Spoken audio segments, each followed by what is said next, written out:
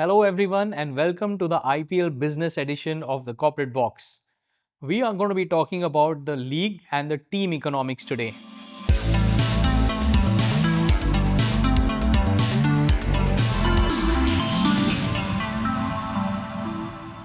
Dhruv, welcome back. Welcome to Corporate Box IPL business edition. Nice to be back. It's been a good IPL so far. And what's interesting is that the Bangalore team has been doing pretty well this IPL. RCB's been winning quite a few matches. But the interesting change is whenever I'm now meeting newer folks in Bangalore that I've been interacting with from the startup ecosystem and the fundraising ecosystem, the conversations, Akhil, have changed a lot.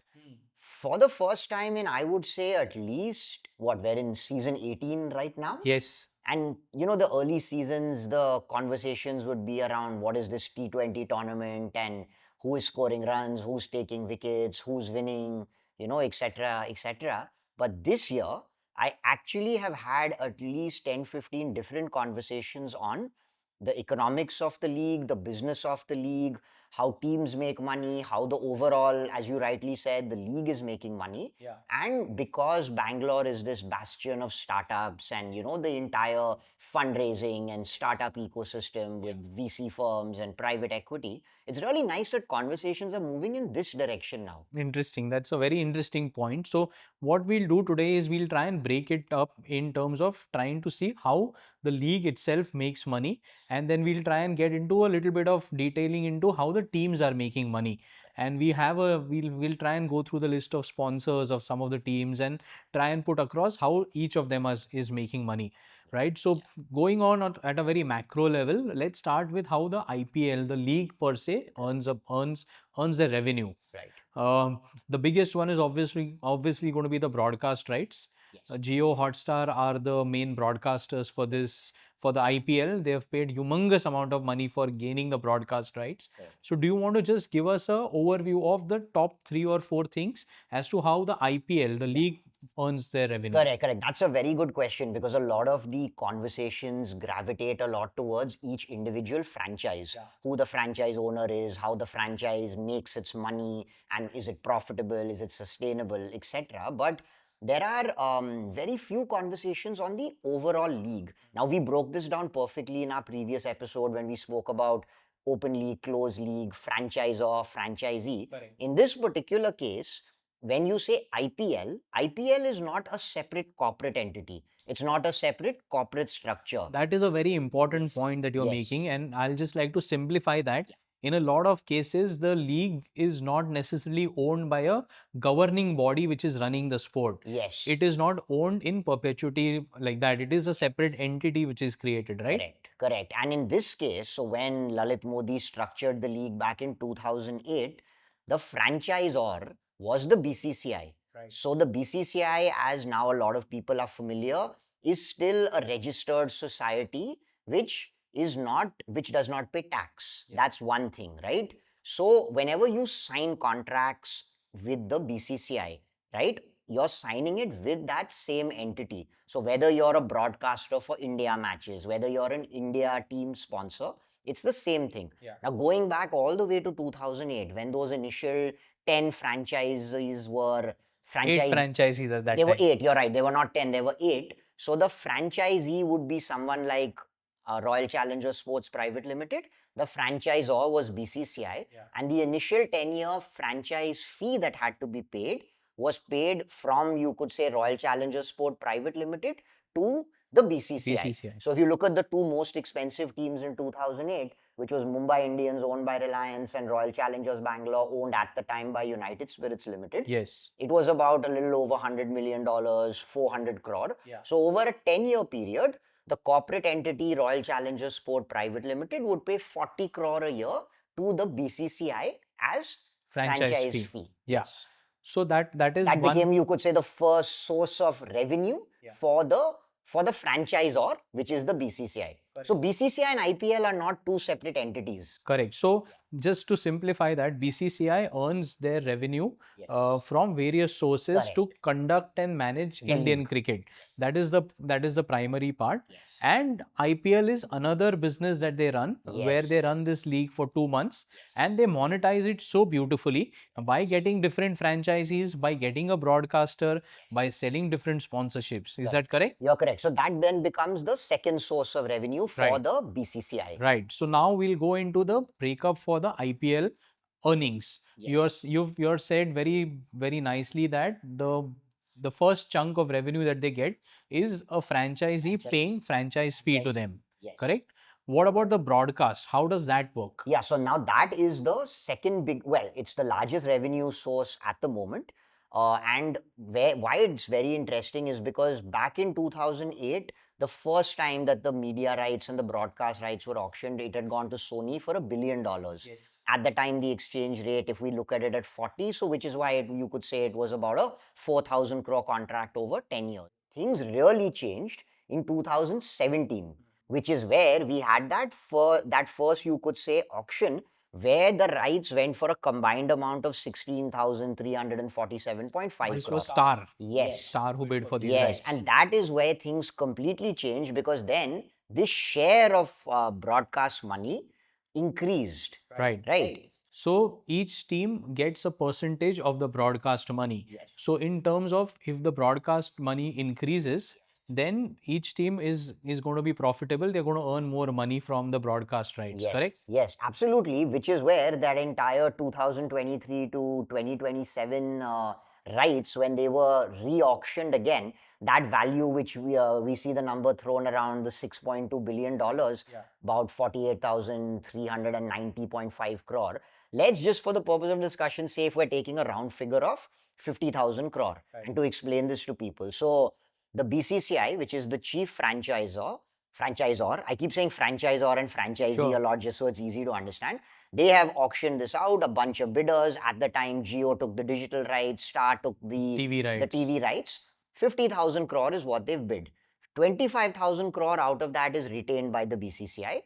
25,000 crore was distributed to the 10 IPL franchises, because now there are 10 teams, not 8. Right. That, if you divide over a 5-year period, works out to how much? 2,500 crore for 5 years. So roughly 500 crore a year Per team. So if you are a team, every IPL, you're getting almost a minimum guarantee of 500 crores, which is your revenue. We'll break that down a lot more when we go to the team economics. But so that is a big chunk of money that the BCCI is earning, and it's sharing. That is the second source of how the BCCI makes money.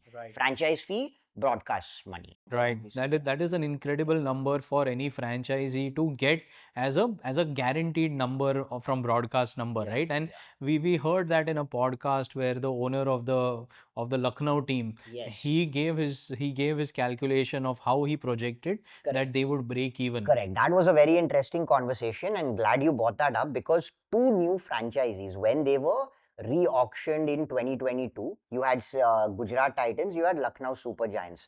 This was again a brilliant time period in the business of the IPL. Yes. Because that was when for the first time you had a fully owned private equity entity, CVC Capital, coming into the bidding. Now it's very interesting, because at the time the exchange rate might have been 70. So Sanjeev Goenka had to bid 7,000 crores to get the Lucknow franchise. Roughly, you could say $1 billion. And Sanjeev Goenka broke that down brilliantly, saying, I have to pay this 7,000 crore over a 10-year period. So his franchise fee, like the original franchisees of 2008, is 700 crore a year. Per year. However, if he is, and again, we'll break it down more when we do the individual team economics, 700 crore is his fixed outflow, but if you bring in, 500 he's crores earning from a 500 crore from broadcasting, and the BCCI is going to be earning that franchise fee from him for the next 10 years. So I think we've covered these two revenue sources for the That's a BCCI quite well. that's a good Yeah. analysis. So the franchise fee that that the teams had to pay for the first 10 years, Yeah. the earlier teams, Correct. and then new franchisees who come in, their fees that they have to pay. Yep. The broadcast is the third part of it. One interesting aspect, Dhruv, is also the first 8 franchisees who came Yep. and who have stayed. Of course, there was somebody like a Deccan Chargers Yes. who had to exit and a new owner came in. Correct. So what happens after the first 10-year period that they end the cycle of the first 10-year Yeah. earns? Yeah. First 10-year cycle ends with the BCCI. 2008 to 2017 was the first That's cycle. the first 10-year and cycle. they only pay franchise fee for those 10 For years those 10 after years. that. So, yeah.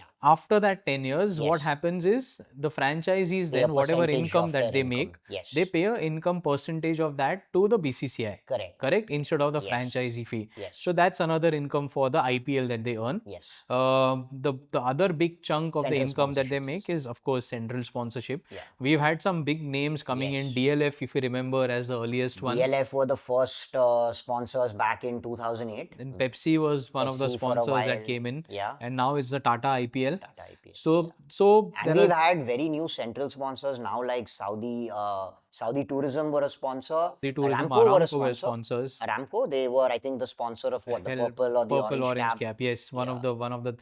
of the caps. Seat has been a long-term sponsor. They are Yes. the strategic timeout Strategic sponsors. timeout partner. This year we also have Rupee.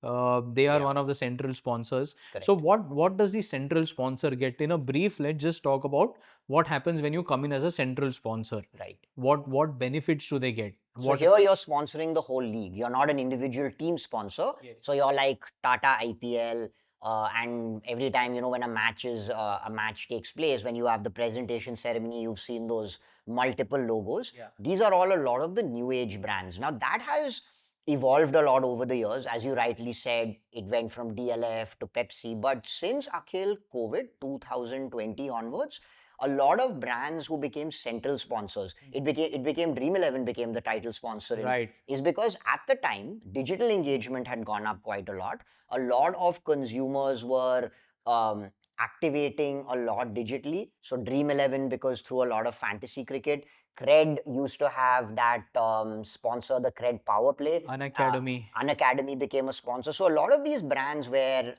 new age tech companies. Just to finish that, Yeah. just to give our viewers a little bit of understanding of what these sponsors get, is they get naming rights. They get to use the name IPL Yeah. in their marketing campaigns. Yeah. They gain visibility at all the IPL matches, whether it's played in Visakhapatnam, Yes. whether it's played in Delhi, Yeah. whether it's played in Calcutta, across the league. Yeah. They get visibility through the ground boards, through the LED boards there. Correct. They get match tickets, hospitality tickets, which are big, because that is something that everybody wants. My IPL tickets at Player during access, the games. access to players. They for get some creating access to content. players to create content, Yeah. and obviously then you get to use that privilege of being an IPL sponsor to create marketing campaigns around 100%. that. Yeah. So that is something that your central sponsors get. Got it. So this is your breakup of the revenue that IPL or the BCCI make through the IPL, correct? Yes. Your broadcast right, your Yeah. franchise fee, Franchise fee, your central broadcast money, sponsors. central sponsors. Okay, perfect.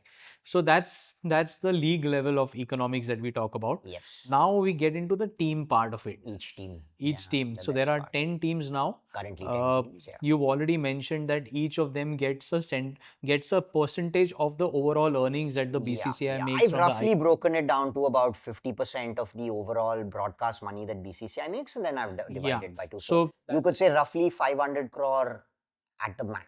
That's the central And it's sponsorship. the same money that every team gets. Whether you finish first or you finish or last. You finish last. Also, apart from the broadcast money, they also get a chunk of the sponsorship, the central sponsorship money that BCCI get. That also gets transferred to each of the teams as a percentage. Got it. So if Tata has paid X amount of money to be the A central percentage of sponsor, that comes to each of the teams also. Got it. That is the main chunk of your revenue for each team. The other one is obviously your team sponsorship. sponsors, yeah. And you've done a lot of work in that also. Yes. what are the kind of opportunities that a team offers to sponsors? Yeah. What are the visibility points that a team offers? Can you give us that? Correct. So this is again something that changed a lot with Indian sport, because in 2008 it was the first time we were seeing a playing kit with so many different logos. Yeah. That was the first time where you had so many branding Like a opportunities. billboard, somebody You had did, called it a because see, we billboard. spoke about this again in a previous episode.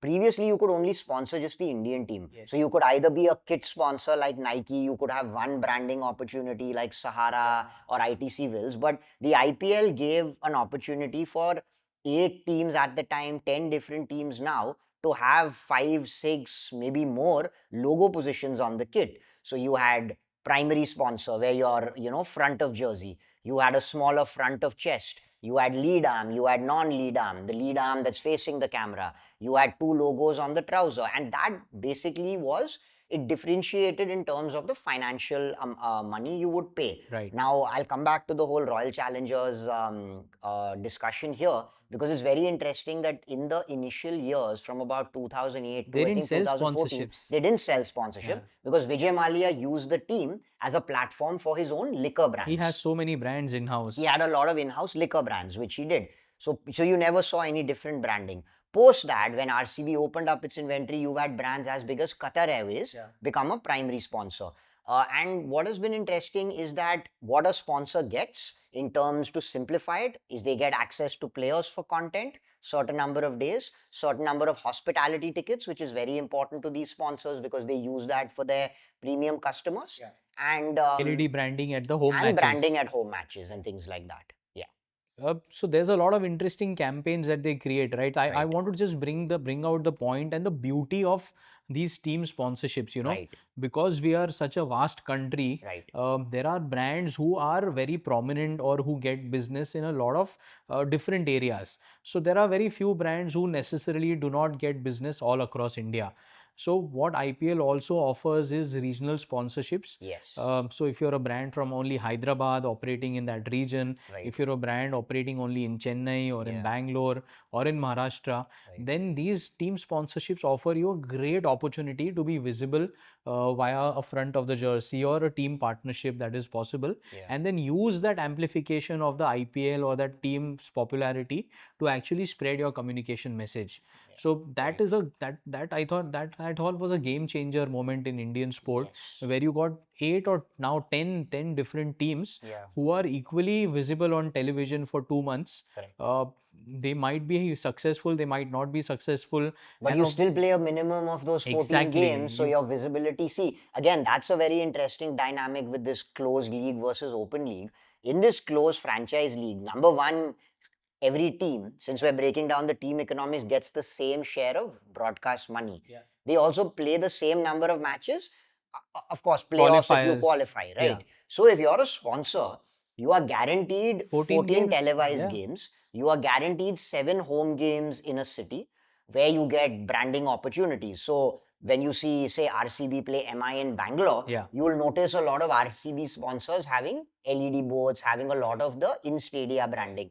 When RCB plays away in MI in Mumbai against Mumbai Indians, you'll see MI sponsors, right? So I think that is something that's quite interesting. The question, Akhil, that now is debated quite a lot is, between, for a team, for a franchise, what is their more important revenue source? Is it a share of these media rights, share of broadcast money, or is it the sponsorship money? Because one is a fixed amount of money. Your sponsorship money can vary. It costs a lot more to sponsor CSK, RCB, MI, KKR. It's a lot lesser.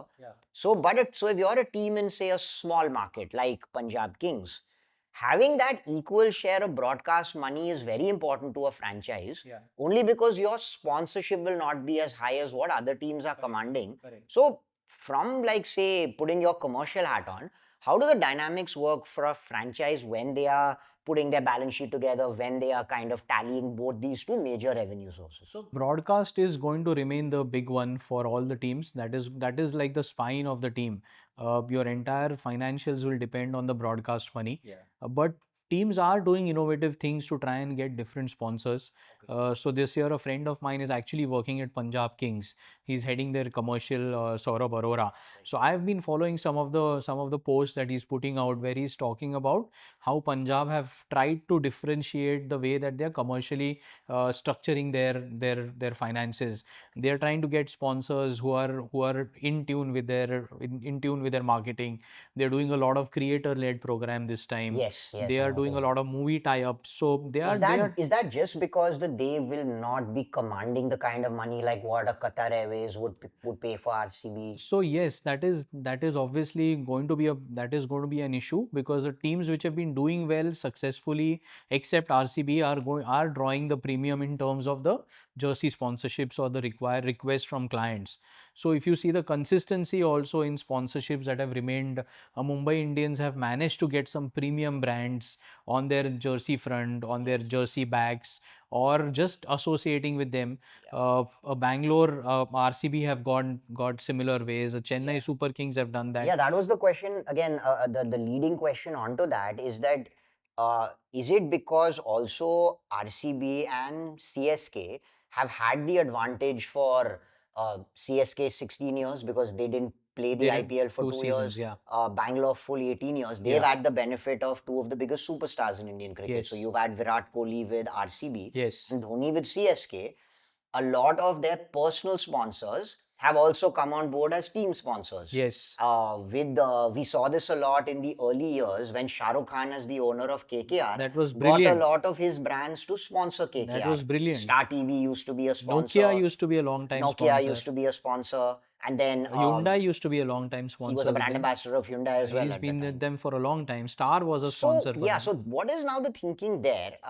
Is it because so these brands, Shah Rukh, I know it's a different argument altogether, but if you're a sponsor of Dhoni or Virat, are you, because of limited access to them over an entire 12-month period, looking to activate additionally during the IPL? So if you look, Virat is a great example because a lot of his sponsors came on board as RCB sponsors. The brand Wrong Yeah. had taken front of jersey. Puma. Became a sponsor. With Dhoni, we've seen it with Gulf Oil. Wasn't Mintra also a sponsor with RCB? Yes, Mintra, Virat was a brand ambassador. So, is that an advantage a team has, that a team can charge a higher premium in sponsorship money because they have these two assets? It might be unfair to say that they can charge only because of these assets. I would also like to give credit to these teams and the managements for building a great fan base. And I've told you this before, in Bangalore, it's not just for RCB. The Bangalore fan base is just of a different caliber altogether. So that's good. That's something that a sponsor likes as Yeah, well. so a city-based league, city-based popularity for the teams is an immense advantage for these teams. And maybe because Punjab and Rajasthan might not get that kind of support from their fan base, is where they lack in terms of sponsorships. But obviously they are doing their best. So if you've seen, Rajasthan have tried some innovative campaigns. I've been tracking Punjab very closely, but they have been doing pretty well this year in terms of trying to do different things to attract sponsors. And the moment they start showing titles, right? If they show 2 or 3 titles, start winning that, then obviously sponsors are going to recognize and say. That has something where MI has benefited a lot because Immensely. they've won a lot of titles. So has Immensely. CSK, of course. But the argument is, even if you don't win the title, Yes. you're still commercially very strong. Absolutely. If Yeah. you're commercially very strong, then that's the beauty of IPL. I mean, you come first or you come last. You're getting a central pool. You still have 14 games where you can showcase to a sponsor, and then it's up to you how you market your team to get the best that you can do in So commercials. technically, we can say from 2018 onwards, every team wins every year. every Because team again, that's wins. where when that whole amount of money, the 16,000 crore plus Yeah. came out, that's when they first saw the massive spike in their share of Correct. revenue. And of course, the sponsorship values have gone up quite a lot. Ticket sales, which is another source of revenue for a Ticket team. sales and merchandise sales. Yeah, now ticket sales, this is a very interesting question. Tickets are priced differently in different cities. Correct. Is that again just the popularity, tier 1 city versus tier 2 city And seating capacity. seating capacity? But gate receipts, again, now in the priority of income that a team makes, broadcast, sponsorships, ticket sales, where does this stand? Because, back in the day, people were not willing to pay a lot of money for Yeah. tickets. Everybody would call a sponsor they know, or, try and see who could give them a free pass. Yeah.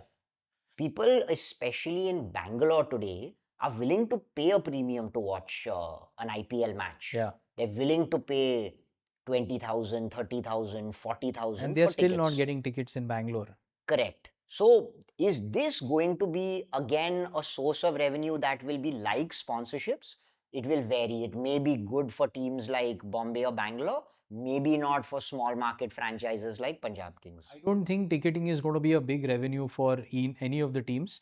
I think the Even MI and RCB and all. yeah, because the capacity that they can sell and it will be very less. So the Oh stadium wait, is capacity, that because a lot of tickets have to be given to the sponsors? they have to be given to the sponsors, they have to be given to state associations, Yes. because say a Mumbai has a capacity of 38 to 40,000 Right. in a stand, they only get 7 games. Right. Out of that, they have to give tickets to their sponsors, they have to give tickets to the state association, they have to give tickets to people that they want to keep happy. So the amount of ticketing that you can sell, and that in my mind is an exciting part where I'm going to be looking forward, is a moment a team starts investing into owning their own stadiums, right? Oh, we're a long way away from that.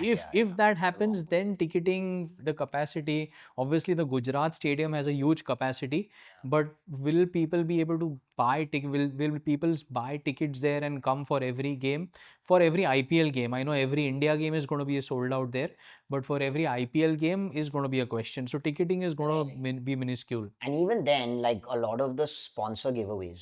So each sponsor, when it gets a certain number of tickets, Yeah. that again is a percentage of tickets which the franchise cannot monetize. Correct. Okay, the argument will be that we've got this big Some sponsorship capital, amount yeah. of money, so fine, we're giving away those tickets. But it then becomes a certain number of tickets that a fan cannot buy. Correct. Fair enough. Also, merchandise sales. Yeah. Everybody started out with a huge Yes. hope that merchandise is going to be a big percentage of the overall revenue. Yeah. But sadly, that's not happened. No. You have friends in Yes, 656 so who that are is, now I with was actually coming to KKR. that, which has been very interesting because, so if you look at two opposite markets, since we're talking about different markets here, Bangalore has Puma as a kitting partner, merchandise partner. Yes. They price their jerseys a lot higher. It's very interesting that one market maybe has a spending capacity that will differ from another market. No disrespect to either of the markets, but maybe somebody in a Bangalore or an RCB fan is willing to pay a premium for a Puma jersey and pay a lot of money. The lifestyle merchandise that RCB have put out this year is already sold out. So they've made very interesting, luxury street T-shirts. They're all sold out. They sold out extremely quickly. Jerseys. My friend in Bangalore at Crown Cricketer is a distributor. His RCB jerseys fly off the shelves very, very quickly. Whereas maybe a market like Calcutta have come up with an even better strategy that they'll work with an Indian sports brand at a more competitive price. Yeah. Again, so it's very interesting from a point of view in terms of how much revenue the team makes. Bangalore has the benefit of Virat because all the jerseys say Virat 18 at the 18 back. number, yeah. So like CSK will have 7. They sell everywhere. Yes, so like those two athletes are, attracting a lot of their individual sponsors to now sponsor the team. Yeah. They're also helping the team sell jerseys. Correct. So that Yeah. is a revenue part. Yes. There are two other things that I want to talk about in terms of This- revenue for teams. Revenue for the teams. One Prize is money. prize money, of course, that depends on Where the you finish. success. Yeah. But one important aspect is licensing. So how Royal Challengers Bangalore have created a hotel or a lounge in bar. Bangalore, They've right? created a bar. So Yeah. there is an opportunity to lend out your name to Yes. people who want to use that and then Yes. charge money for that. Correct. That is an aspect. Yeah. And But that's not very big again for a lot of other teams. not yet, not Yeah. yet. People have tried that, and Royal Yeah. Challengers have. That's the advantage they have also because Exactly. it's an alcohol company owns the team. Absolutely. So that helps. A lot of teams are also, apart from the sponsorships they are doing this year, right? Yeah. They're also trying to monetize their digital assets.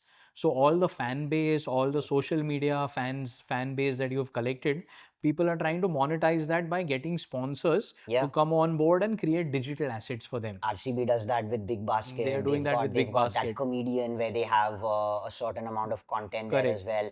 MI have done it for a while with Delhi MI have done TV. it. Delhi have done it in the Yeah, past. So yeah, each of them is trying to create new monetization aspects for each of the team. yeah. And with digital being such a big aspect, Yeah. everybody's competing to have higher numbers on social media. 100%. That is the next digital part that they're monetizing. Correct. So these are some of the aspects of the team revenue part that we spoke Yeah. about. And all this, Akhil, in conclusion, leads to why these franchises have massively grown in value, right? Because we had this conversation earlier this morning that when everyone says the entire IPL is valued at 10 billion or 12 billion or at whatever number that's Yeah. thrown around, how do you value that? Because your franchisor is not a separate entity. Yeah. So you remember there was news Somebody wanted sometime to back that the invest. Saudis wanted to invest into the IPL. But for them to invest into the IPL, they need to invest in a corporate structure. However, if you set up a corporate structure, then in India you have to pay corporate tax. Yeah. So I guess the BCCI managed this in a very smart way where they don't have a separate company which is the IPL. Otherwise, they would have been paying crores of rupees in corporate taxes. So effectively, when you look at the valuation, it's the valuation of each franchise. Yeah. And why that is, there's enough data to look at that. I mean, when the team, like I mentioned, You Gujarat, can look at the latest data where five CVC six have. yeah, so 5,625 crore was what Gujarat Titans CVC Capital paid for the entire team, Right. for 100% of the team. Right. And right now they have offloaded 67% at 5,025, so 5025. So basically, then this is the exact number. You paid 5,625 crore for 100% of the asset, and you have now sold 67% of that asset for 5025 crore, which is valuing your team. This is valuing your team over 7,500 crore. Torrent Pharma. Yes, yeah. So that's the yeah. So Torrent Pharma paid 6,060, bought the 67% stake in the team recently. CVC's capital still retained 33%, but that is the valuation that we're talking about.